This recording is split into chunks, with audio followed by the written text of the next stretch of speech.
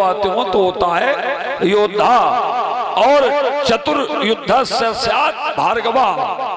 उसकी स्थिति जो 4 युद्ध तक होती है उसे भार्गव कहते हैं, और जहां 7 युद्ध समावेश हो जाते हैं वो रण का आचार्य होता है। और रण का आचार्य धनुर्वेद के अंतर्गत परशुराम को महादेव जी ने कहा है। इसलिए बेटा 7 आते हैं, चाहे तुम धनुष लेके लड़ो, चाहे भाला लेके लड़ो, चाहे गदा लेके लड़ो, चाहे तलवार लेके लड़ो, चाहे चक्र लेके लड़ो, चाहे छुरी लेके लड़ो, और चाहे सब धर दो, ताल ठोक के भिड़ लो, हर प्रकार से उत्तर देना हमें आता है। ये महादेव जी की कृपा हमारे ऊपर है। लेकिन जीत नहीं पाओगे, लड़ो तुम चाहे जैसे।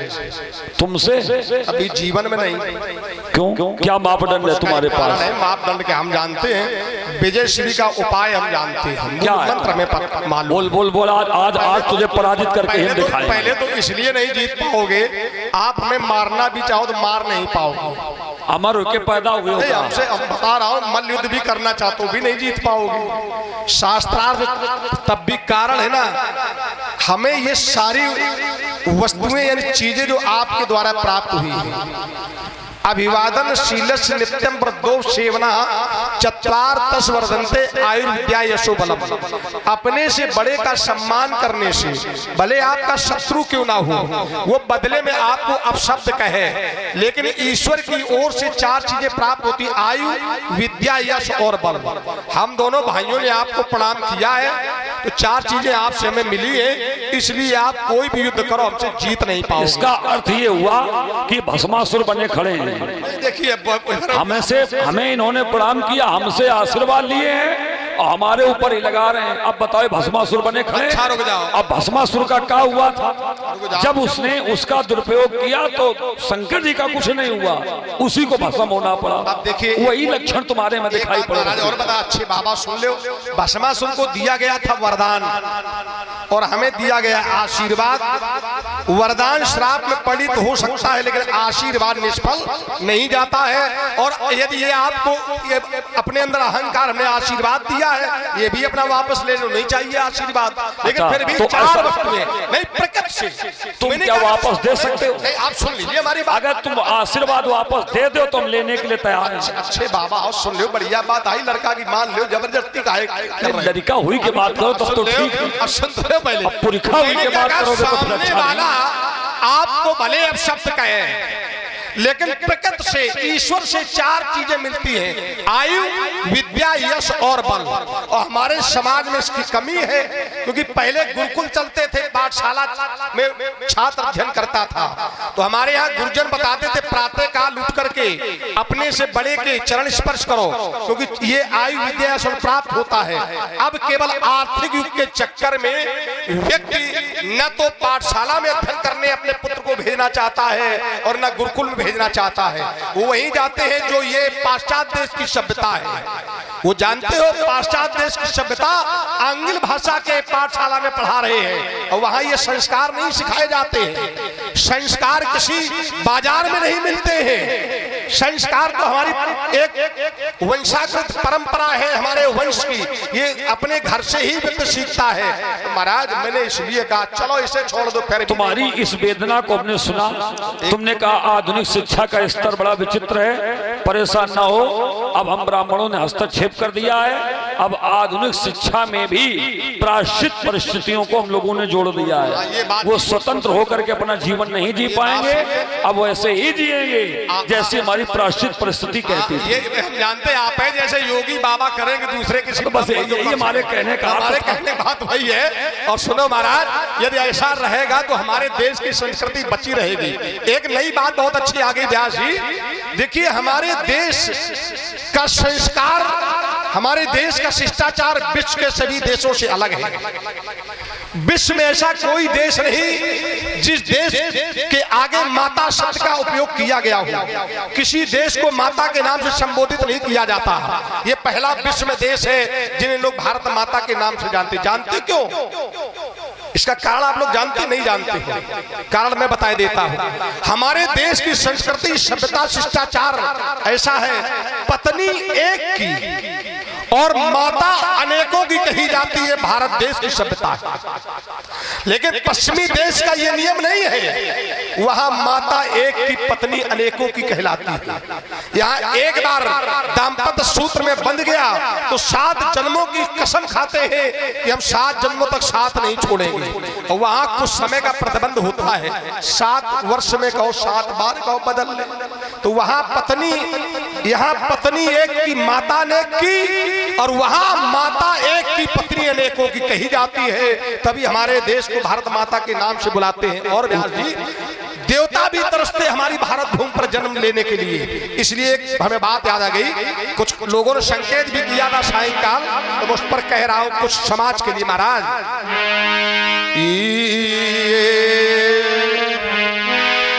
हम भारत के भरत खेलते सिंहों की संतान से,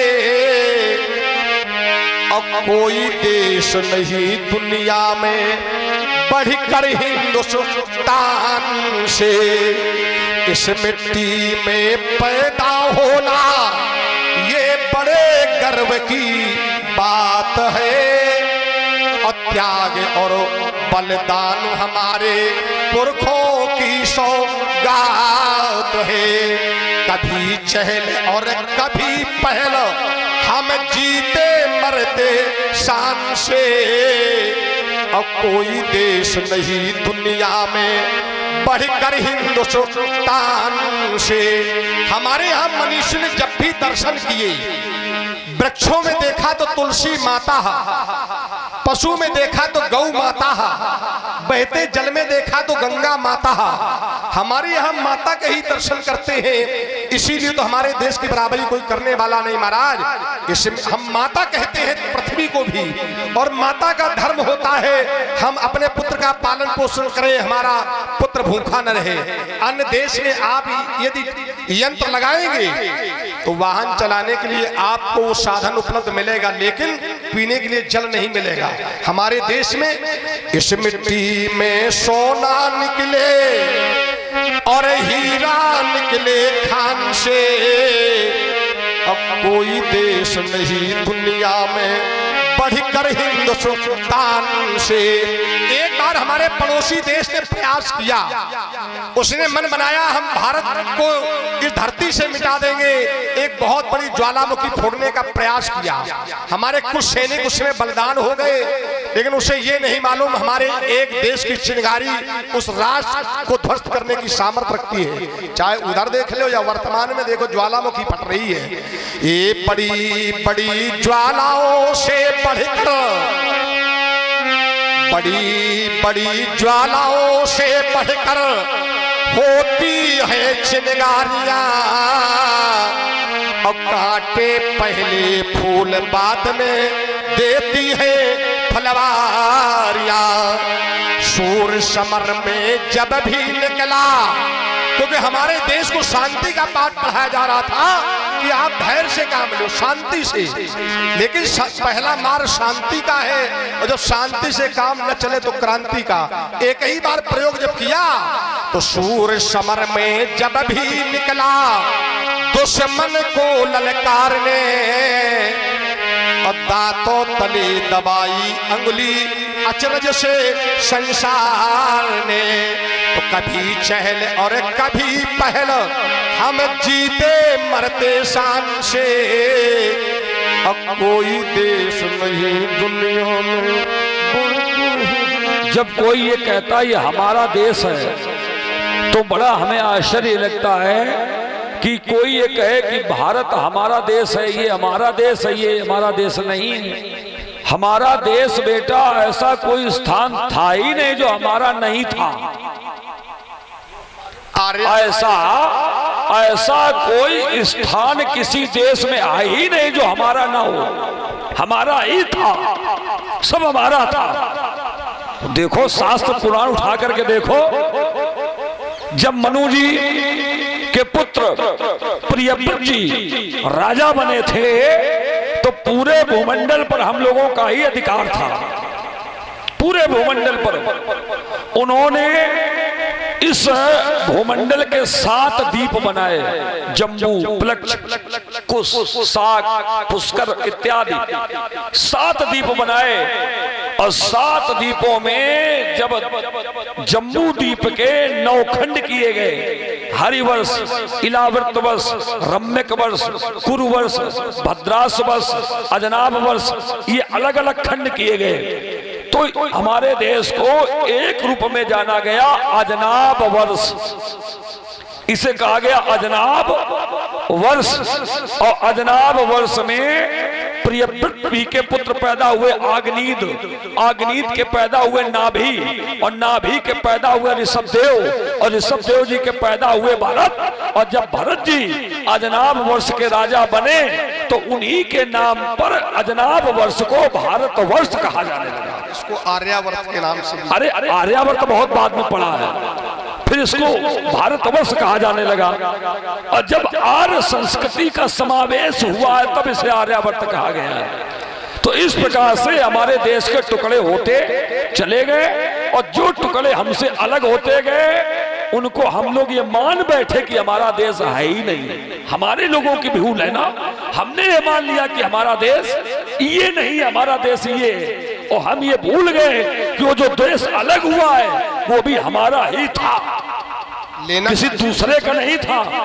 हाँ, यदि संगठन करना चाहते हो, योगी ने मन बनाया है, बाबा ने मन बनाया, बाबा मन बना ले तो हम जानते जो हमारे तो हम लोग तो यही कर रहे हैं। हम लोगों की धारणा ही यही है कि ऐसा संगठन बनाओ कि जो भाग हमारे देश से अलग हो गए हैं वो सारे भाग एक एक करके हमारे देश में फिर से समाहित हो जाएं। ये संगठन सार्थक संगठन है।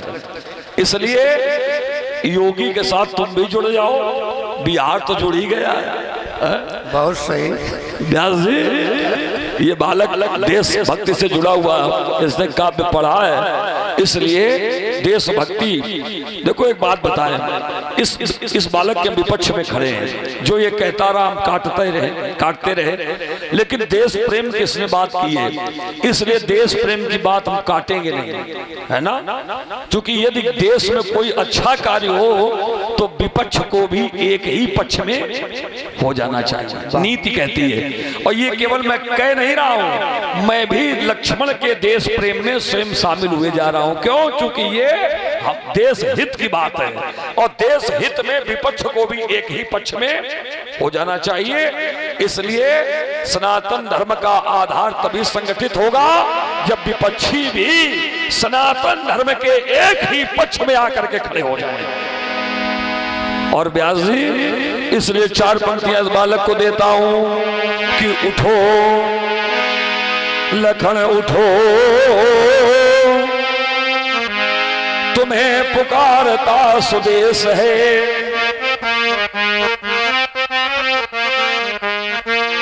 अनंत शक्ति जग गई, प्रमाद काल हट गया, और दिग दिगंत में अरुण प्रकाश पुंज पट गया। निशा अशेष हो गई, प्रभात मुस्कुरा रहा, और विहंग कुल प्रयाण के दिव्य गान गा रहा। स्वर्णमयी ज्योति दे कह रहा ये दिनेश है, उठो लखन उठो, तुम्हें पुकारता स्वदेश है। अचेत हो प्रसुप्त तुम, जग पढ़ो प्रवीर तुम, प्रशस्ति पूर्ण पंथ पढ़ पढ़ चलो सुधीर तुम।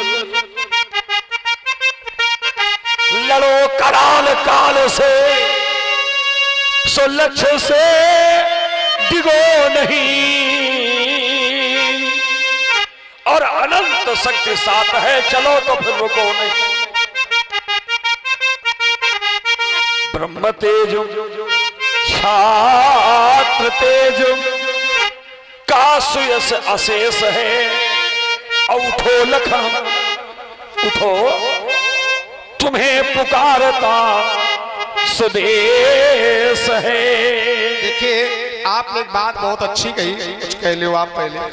हाँ, इसी क्रम में 100 रुपये जगदीश शर्मा हमारी रामलीला कमेटी को देते हैं। हमारी रामलीला कमेटी हार्दिक धन्यवाद देती है। हम रहें या ना रहें, हमारा देश सलामत रहे, और इसी आकांक्षा के तहत पक्षियों ने भी अपनी वाणी से, कवियों ने अपनी वाणी से पक्षियों की भावनाओं को भी जागृत किया है। क्या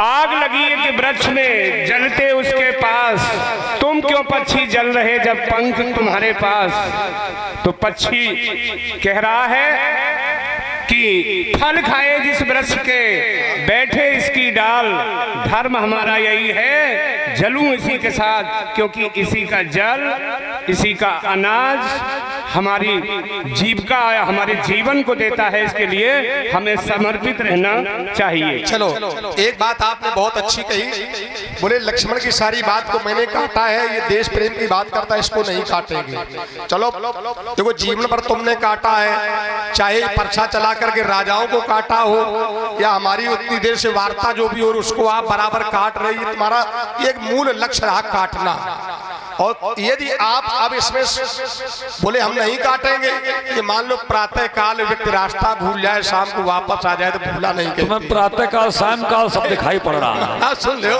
यदि नहीं काट रहे समर्थन में हो, और होना चाहिए, देश की बात है इसलिए मैं कह रहा हूँ। क्योंकि कुछ लोगों ने शाम को कुछ संकेत किया था कि लक्ष्मण जी कुछ इस तरह का संदेश जाना चाहिए, जबकि ये चरित्र में नहीं है, लेकिन समाज में दर्शन जाना चाहिए। तो महाराज देश प्रेम की बात आ गई आचार्य जी। अरे गुवाहाटी से चौहाटी से, और कह दो दुश्मन की माटी से, जो आंख उठेगी भारत मां पर, जो आंख उठेगी भारत मां पर, वो आंख फोड़ भी जाएगी। जो भुजा उठेगी भारत मां पर, वो बाह तोड़ भी जाएगी। हम पहले वार नहीं करते, ये हमारे देश का नियम है, हम पहले वार नहीं करते, पर पीछे पैर नहीं धरते, और लाल लहू से हम लिख देंगे सीमा पर अमर कहानी। और इस देश का दाना खाते, आपने पक्षियों को उपमा दी।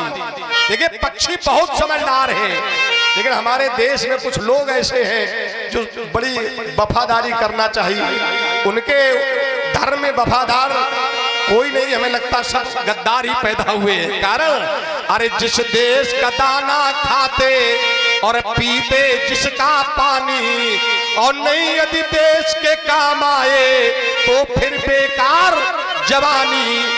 अरे कह दो लोभी मक्कारों से, और कह दो देश के गद्दारों से। ये हमारे देश के अंदर बहुत बड़े जो गद्दार बैठे हैं, क्योंकि हम बाहर की शक्तियों से लड़ सकते हैं, लेकिन हमारे अंदर जो शत्रु बैठा है, इससे लड़ने के लिए हमें अपने धर्म को बचाने के लिए एक हमको संगठित करना पड़ेगा, संगठन रहना चाहिए। तो महाराज हमारा कहना केवल ये है, जो अभी तक ये दीवार जो खड़ी की गई, ये छोटा है, ये बड़ा है, तो मैं फिर कह रहा, ये दानवता का कर दो परित्याग, अब मानवता को अपनाना है। ये अनंत रत्न का भेद मिटा करो, सबको गले लगाना है। ब्राह्मण क्षत्रिय वैश्य शूद्र,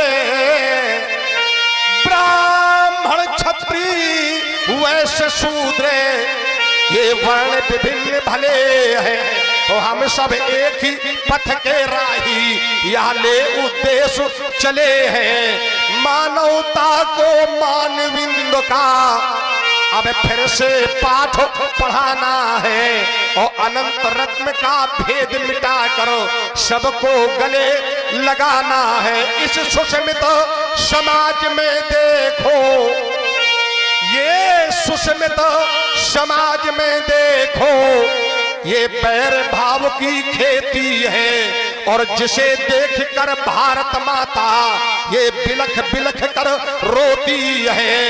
अब हमें पोंछना इनके आंसू, हमें पोंछना इनके आंसू, अब बिछड़े हृदय मिलाना है।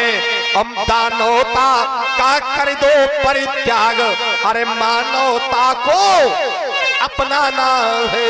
व्यास जी, ये जो इसने गीत पढ़ा है बाद में, इस गीत से हम संतुष्ट हैं। और जो पहले तुमने पढ़ा था कि वो खाया जिसका पानी और बेकार जवानी, हम हैं हिंदुस्तानी, कहीं तो संतुष्ट हो, बने रहो महाराज। ये जो हम हैं हिंदुस्तानी, खाया जिसका पानी और भाई बेकार जवानी, ये जो गीत है ये कहीं ना कहीं त्रेता के कालखंड से हटा है और कलयुग के कालखंड से जुड़ा है। मैंने पहले का चरित्र में नहीं है नहीं, कोई बात नहीं, हम हमारे कहने का क्या है, इसलिए तुमने कहा दोबारा जो गीत तुमने पढ़ा है ये गीत, देखो देश प्रेम के गीत पढ़ो, लेकिन इतना ध्यान रखो कि हम त्रेता युग में खड़े हैं, इसलिए शब्द की विकृति नहीं होनी चाहिए। अगर शब्द की विकृति ही कालखंड के पार चली गई तो इसका अर्थ ये रहा कि तुम्हें गीत लिखने का, गीत कहने का जरा सा भी ज्ञान है ही नहीं। क्यों व्यास जी? अब देखो एक गीत मैं देता हूं उस बालक को। अरे एक गीत हम कहें, एक गीत तुम कहो, वीर तुम बढ़े चलो, धीरे तुम बढ़े चलो, पर शब्द हो अलग अलग किंतु भाव एक हो। आगे बोलिए। एक गे हम चुने, एक गे तुम चुनो, और गे हो अलग अलग पर ग्राम एक हो।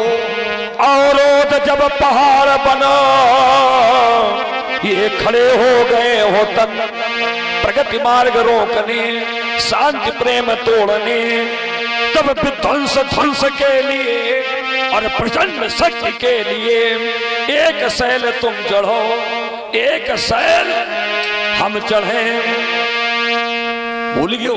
एक गीत तुम कहो, एक गीत हम कहें, शब्द हो अलग अलग किंतु भाव एक हो। मातृभूमि कर्म भूमि और जन्मभूमि हो सबल, ये ज्ञान शक्ति कर्म शक्ति भक्ति शक्ति हो प्रबल। एक भी शब्द काव्य का ऐसा नहीं निकलेगा जो कालखंड से अलग हो। मातृभूमि जन्मभूमि कर्म भूमि हो सबल, और ज्ञान शक्ति भक्ति शक्ति कर्म शक्ति हो प्रबल। आतंक के विनाश को, राष्ट्र के प्रकाश को, एक ग्रंथ हम लिखें, एक ग्रंथ तुम लिखो, शब्द हो अलग अलग किंतु भाव एक हो। गीत भूदान के मिल के गाते चलो।